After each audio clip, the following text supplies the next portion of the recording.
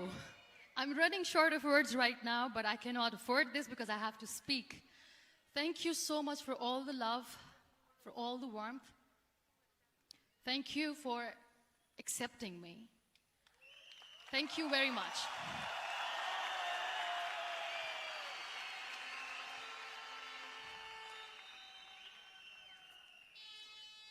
Well, I always start my talk with a disclaimer. And that disclaimer is that I've never claimed to be a motivational speaker. Yes, I do speak, but I feel more like a storyteller because wherever I go, I share a story with everyone.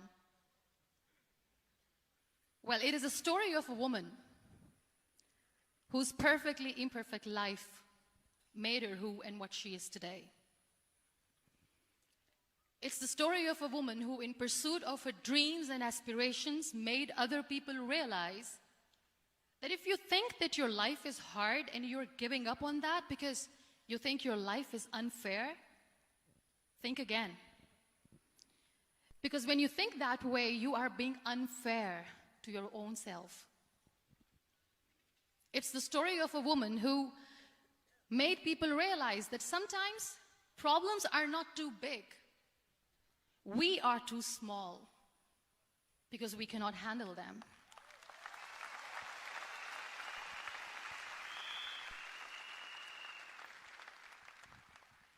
It is the story of a woman who with time realized that real happiness doesn't lie in success, money, fame.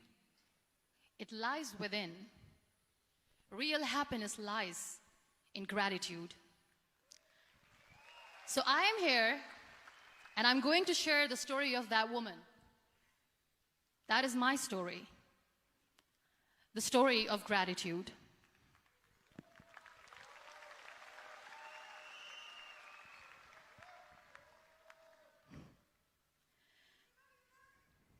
I love you too. I love you all.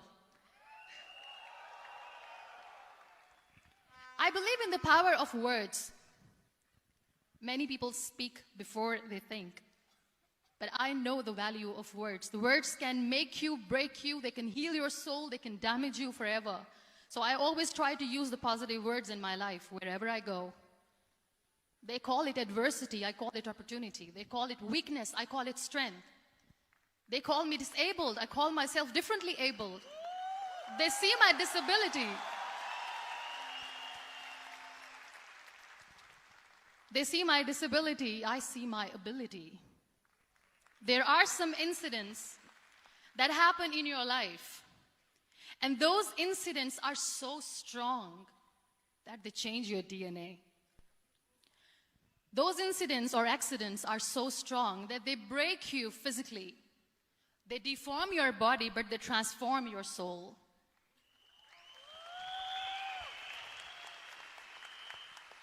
Those incidents break you, deform you, but they mold you into the best version of you. And the same thing happened to me. And I'm going to share what exactly happened to me. I was 18 years old when I got married. And this thing I'm sharing for the very first time on an international level. I was 18 years old when I got married. I belonged to a very conservative family, a Baloch family, where good daughters never say no to their parents. My father wanted me to get married. And all I said was, if that makes you happy, I'll say yes. And of course, it was never a happy marriage. Just about after 2 years of getting married, about 9 years ago, I met a car accident. Somehow my husband fell asleep and the car fell in the ditch. He managed to jump out, saved himself. I'm happy for him. But I stayed inside the car and I sustained a lot of injuries. The list is a bit long. Don't get scared. I'm perfectly fine now. Radius ulna of my right arm were fractured. The wrist was fractured. Shoulder bone and collarbone were fractured. My whole rib cage got fractured. And because of the rib cage injury, lungs and liver were badly injured. I couldn't breathe. I lost urinary bowel control. That's why I have to wear the bag wherever I go. But that injury that changed me and my life completely as a person and my perception towards living my life was the spine injury. 3 vertebrae of my backbone were completely crushed, and I got paralyzed for the rest of my life. So this accident took place in a far-flung area in the outskirts of a very small province, Balochistan, where there was no first aid, no hospital, no ambulance. I was in the middle of nowhere in that toppled car. Many people came to rescue. They gave me CPR. They dragged me out of the car. And while they were dragging me out, I got the complete transection of my spinal cord. And now there was this debate going on. Should we keep it here? She's going to die. Where should we go? There is no ambulance. There was this 4-wheeler Jeep standing in the corner of the street. They said, put her in the back of the Jeep and take her to the hospital, which is 3 hours away from this place. And I still remember that bumpy ride. I was all broken. They threw me at the back of the Jeep and they rushed me to the hospital. That is where I realized that my half body was fractured and half was paralyzed. I finally ended up in a hospital where I stayed for 2.5 months. I underwent multiple surgeries. Doctors have put a lot of titanium in my arm. There's a lot of titanium at my back to fix my back. That's why people in Pakistan call me the Iron Lady of Pakistan.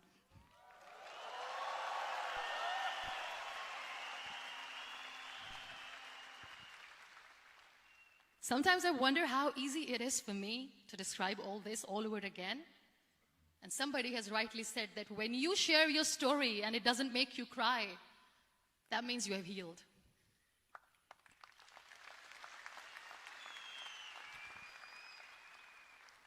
Those 2.5 months in the hospital were dreadful. I will not make up stories just to inspire you. I was at the verge of despair. One day, doctor came to me and he said, well, I heard that you wanted to be an artist, but you ended up being a housewife. I have a bad news for you. You won't be able to paint again because your wrist and your arm are so deformed, you won't be able to hold a pen again. And I stayed quiet. Next day, doctor came to me and said, your spine injury is so bad, you won't be able to walk again. I took a deep breath and I said, it's all right. The next day, doctor came to me and said, because of your spine injury and the fixation that you have in your back, you won't be able to give birth to a child again. That day, I was devastated. I still remember, I asked my mother, why me? And that is where I started to question my existence. Why am I even alive? What's the point of living? I cannot walk, I cannot paint, fine. I cannot be a mother. And we have this thing in our heads, being women, that we are incomplete without having children. I am going to be an incomplete woman for the rest of my life. What's the point? People are scared. They think I will get divorced. What is going to happen to me? Why me? Why am I alive? We all try to chase this tunnel. We all do this because we see light in the end of the tunnel, which keeps us going. My dear friends, in my situation, there was a tunnel that I had to roll on, but there was no light. And that is where I realized that the words have the power to heal the soul. My mother said to me, this too shall pass. God has a greater plan for you. I don't know what it is, but He surely has.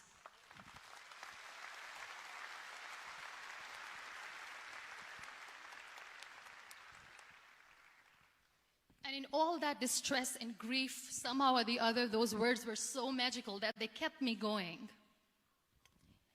I was trying to put that smile on my face all the time, was hiding. It was so hard to hide the pain, which was there. But all I knew was that if I will give up, my mother and my brothers will give up too. I cannot see them crying with me. So what kept me going was, one day I asked my brothers, I know I have a deformed hand, but I'm tired of looking at these white walls in the hospital and wearing these white scrubs. I'm getting tired of this. I want to add more colors to my life. I want to do something. Bring me some colors. Bring me some small canvas. I want to paint.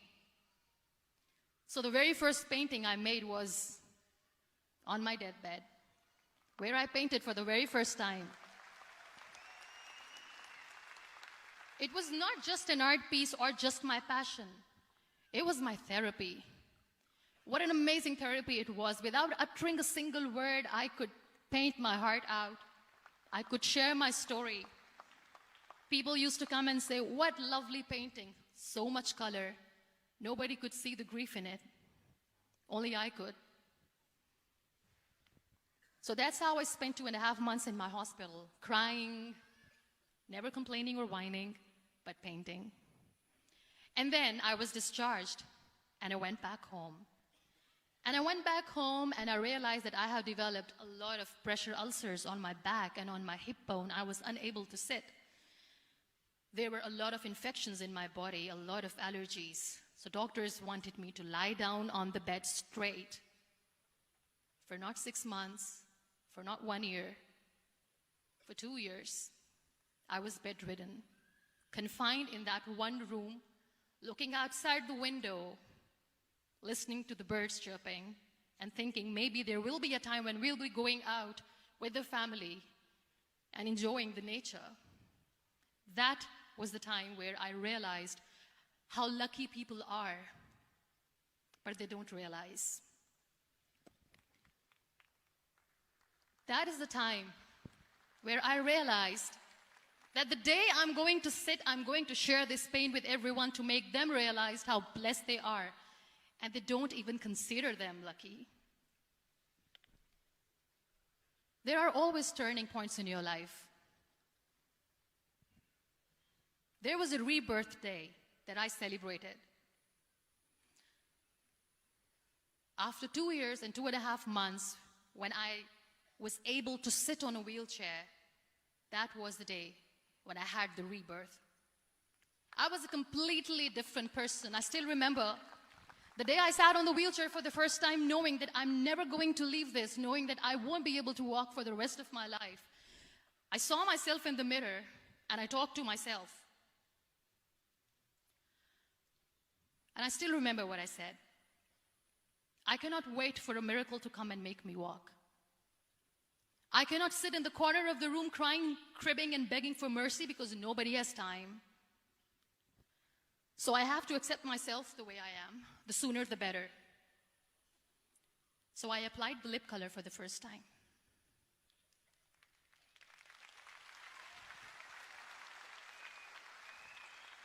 And I erased it. And I cried. And I said, what am I doing? A person on a wheelchair should not do this. What will people say? Clean it up. Put it again. This time I put it for myself. Because I wanted to feel perfect from within.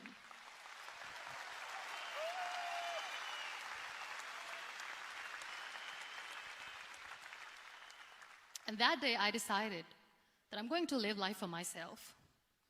I am not going to be that perfect person for someone. I am just going to take this moment and I will make it perfect for myself.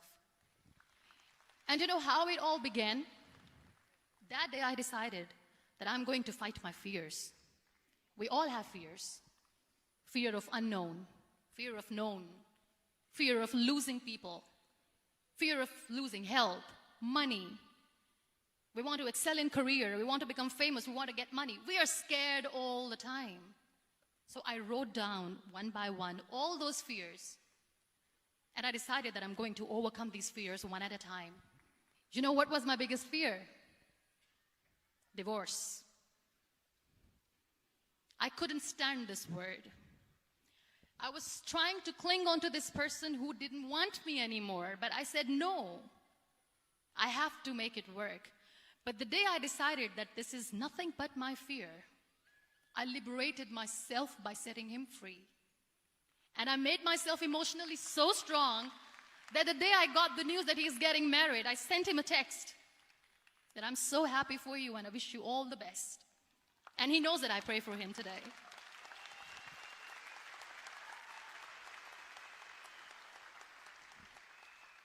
My biggest fear, number 2, was I won't be able to be a mother again. And that was quite devastating for me. But then I realized there are so many children in the world, all they want is acceptance. So there is no point of crying, just go and adopt one.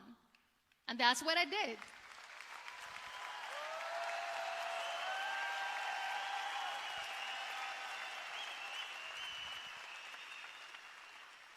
I gave my name in different organizations, different orphanages. I didn't mention that I'm on a wheelchair, dying to have a child. So I just told them that this is Muniba Mazari and she wants to adopt a boy or girl, whatsoever, but I want to adopt a kid. And I waited patiently.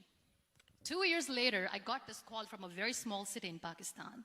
I got a call and they said, "Are you Muniba Mazari? There is a baby boy and would you like to adopt?"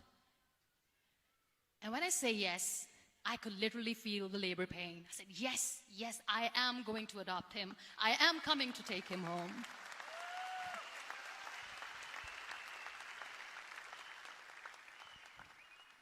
And when I reached there, the man was sitting and he was looking at me from head to toe. And in back of my head, I kept thinking that, oh my God, he's going to say she's on the wheelchair. She doesn't deserve it. How is she going to take care of him? And I looked at him and I said, do not judge me because I'm on the wheelchair. But you know what he said? He said, I know you will be the best mother of this child. You both are lucky to have each other.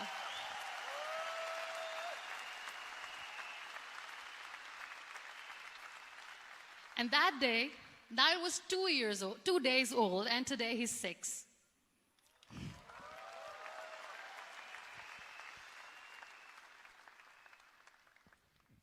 You'll be surprised to know another bigger fear that I had in me. It was facing people. I used to hide myself from people. When I was on bed for 2 years, I used to keep the door closed. I used to pretend that I'm not going to meet anyone, tell them that I'm sleeping. You know why? Because I couldn't stand that sympathy that they had for me. They used to treat me like a patient. When I used to smile, they used to look at me and say that, you're smiling, are you okay? I was tired of this question being asked, are you sick? Well, a lady yesterday at the airport asked me, are you sick? And I said, well, besides the spinal cord injury, I'm fine, I guess.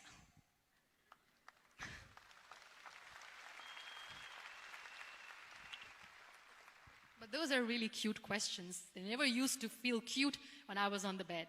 So I used to hide myself from people, knowing that, oh my God, I'm not going to see that sympathy in their eyes. It's all right. And today I'm here speaking to all these amazing people because I have overcome the fear.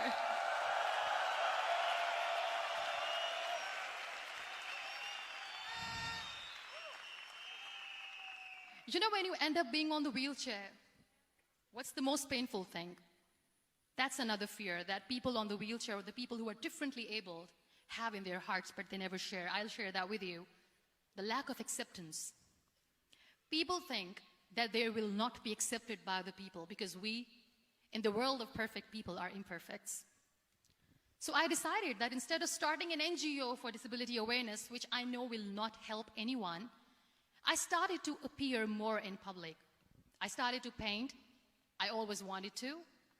I have done a lot of exhibitions. I'm Pakistan's first wheelchair-bound artist. I have done a lot of modeling campaigns, different campaigns for brands like Tony and Guy.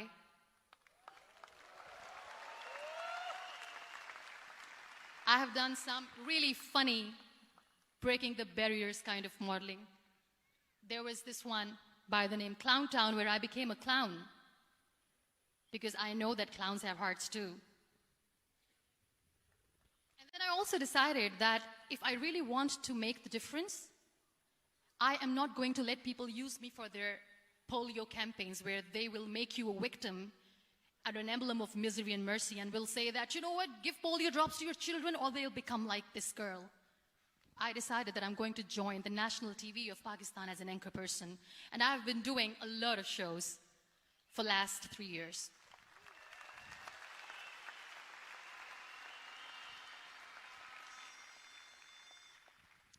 So when you accept yourself the way you are, the world recognizes you. It all starts from within. Thank you. I became the National Goodwill Ambassador for UN Women, Pakistan, and now I speak for the rights of women, children. We talk about inclusion, diversity, gender equality, which is a must. I was featured in BBC 100 Women for 2015. I'm one of the Forbes 30 under 30 for 2016. And it all didn't happen alone. You all are thriving in your careers. You have bigger dreams and aspirations in life. Always remember one thing. On the road to success, there is always we, not me. Do not think that you alone can achieve things. No. There is always another person who is standing behind you, maybe not coming on the forefront, but behind you, praying for you and supporting you. Never lose that person. Never.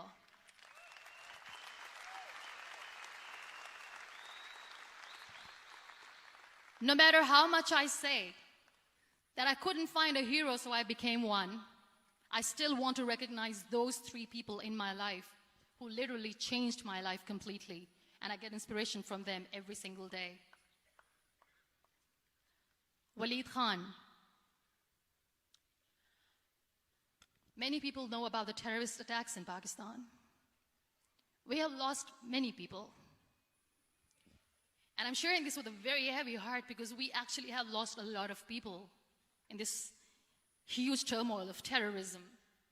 These people are barbarians. They do not see people. They're even worse than animals. They have killed people in mosques. They have killed people in churches, temples, even in schools.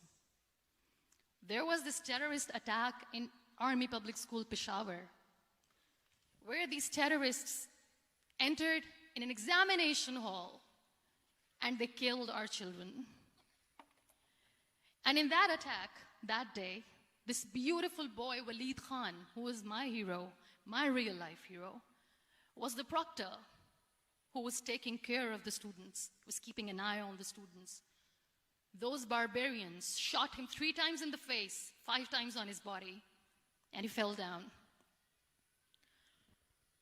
I was asked to give a talk in the school after a week of that terrorist attack. With a very heavy heart, I went there and I spoke. We sang a few national songs. I thought that maybe I've done my part, but deep inside, it was killing me. I could see children injured. I could see children sitting on the wheelchairs looking at me wondering, what next? What was our fault? Just because we were here to give examination, we have been shot. So many people, so many children lost their friends. Their classrooms were empty. The next day they went to the classroom.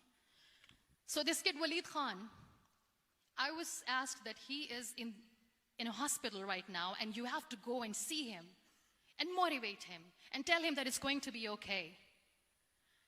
And when I saw Waleed Khan coming on the wheelchair for the first time in front of me, face was all deformed. His leg was fractured, his arm was fractured. He couldn't talk, he lost his teeth. He cannot sneeze, he cannot smell. He cannot eat. And I kept thinking, what should I say? That everything is going to be all right? No, nothing is all right. And while I was juggling with the words, what to say, what not to say, this beautiful child, Waleed Khan, came to me and he said, "Are you Muniba Mazari?" I said, "Yes." He said, "Baji, let's take a selfie."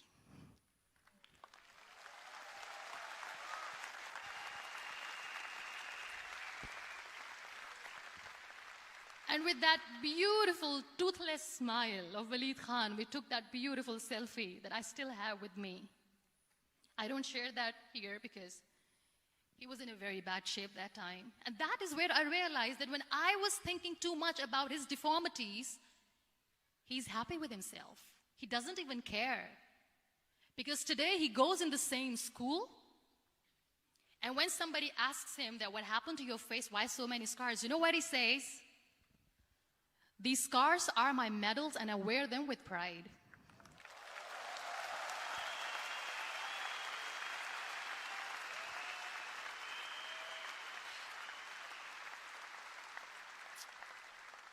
And how beautifully he says the terrorists wanted me not to study. I am going to study. I will become a doctor one day.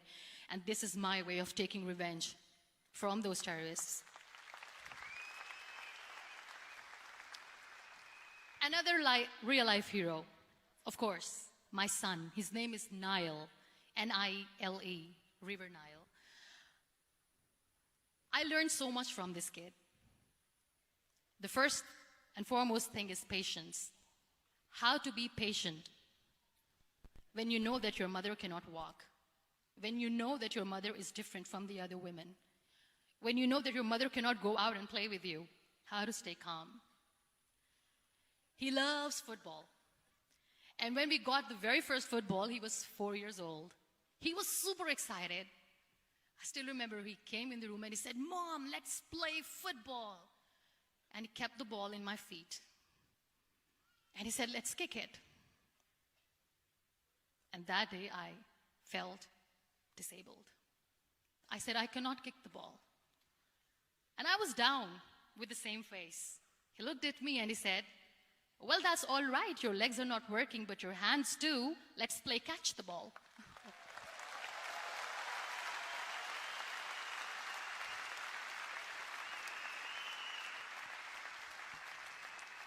You know what? That day he made me realize that when you think your glass is half empty, come on, your glass is half full. It's all in here and here. Last but not least, the woman who made me realize that heroes have no gender. The woman who believed in me even when I was completely at the verge of despair, where everybody left, she was there. And every time I looked at her, without saying anything, she used to look at me and said, "This too shall pass. God has a bigger plan. And one day you will say that, oh my God, that is why God has chosen me." She never cried in front of me. She has always said that there will be haters, there will be naysayers, there will be disbelievers, and then there will be you proving them wrong. My mother.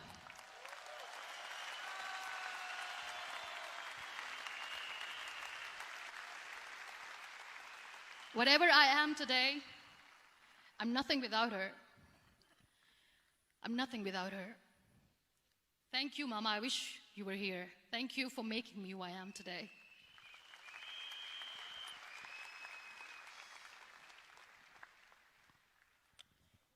You know what? We human beings have a problem.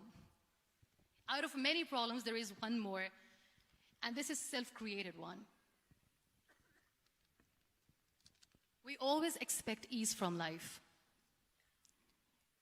We have this amazing fantasy about life. This is how things should work. This is my plan. It should go as per my plan. If that doesn't happen, we give up. So my dear friends, let me tell you one thing. I never wanted to be on the wheelchair. Never thought of being on the wheelchair. I was always aspiring to do bigger things, but had no idea that for that I have to pay the price to be where I am today. It's a very heavy price. This life is a test and a trial, and tests are trials are never supposed to be easy. So when you're expecting ease from life, and life gives you lemons, then you make the lemonade, and then do not blame life for that, because you were expecting ease from a trial. Trials make you a stronger, better person. Life is a trial, and with time you realize that.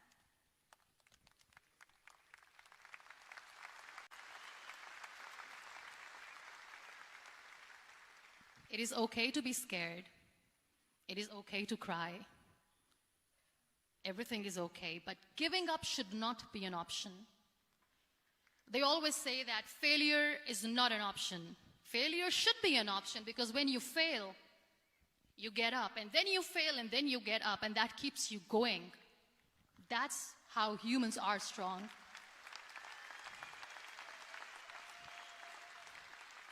Failure is an option, should be an option, but giving up is not.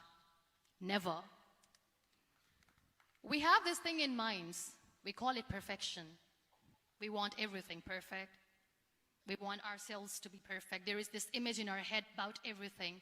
Perfect life, perfect relationships, perfect career, perfect amount of money that we need to earn no matter what. Nothing is perfect in this world. We all are perfectly imperfect, and that is perfectly all right. That's all right. We were sent here not to become the perfect people. Those people who tell you how to look perfect, even those people are imperfect. Trying to fight this fear of looking imperfect. I used to be perfect. I still remember. I got this compliment years ago when I used to walk. Oh my God, look at you. You're fair, you're tall, you're perfect. Look at me now. You're still perfect. Only the perfect eyes can see that. Only the perfect eyes will see that. Only the perfect eyes will see that. So yes, in all those imperfections, you have to listen to your heart. You don't have to look good for people. You don't have to be perfect just because other people want you to be perfect. If your soul is perfect from within, that's all right. This is all what you want. This is all what you need to be. Our society has made very weird kind of norms to look perfect and great.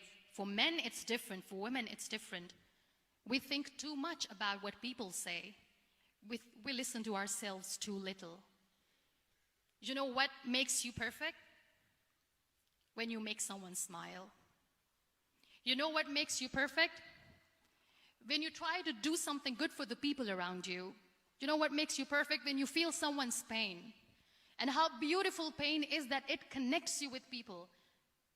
No other medium can connect you with others but pain. That's why I always say that I'm in pain, and that's a blessing in disguise for me. Today,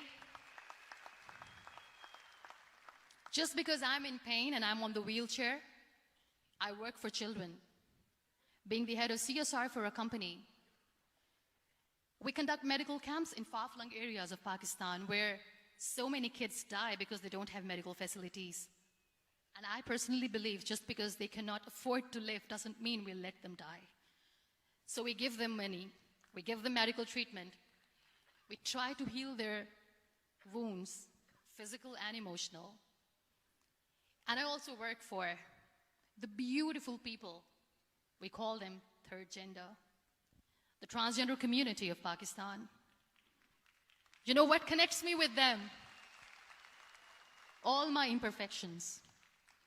When I go and I hug them, they never judge me. And this very good friend of mine, her name is Bijli. Bijli means electricity. She calls herself electricity. And I said, are you electricity? She says, no, I'm lightning. I'm as strong as lightning. Because we have very bad power outage, so she doesn't want me to call her electricity. So she says, I am very strong. I'm thunder, I'm lightning.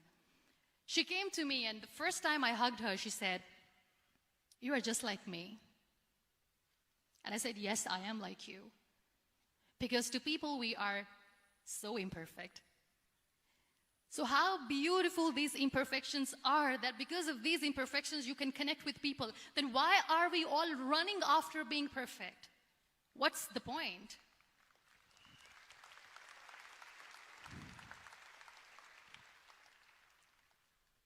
Every time I go in public, I always smile.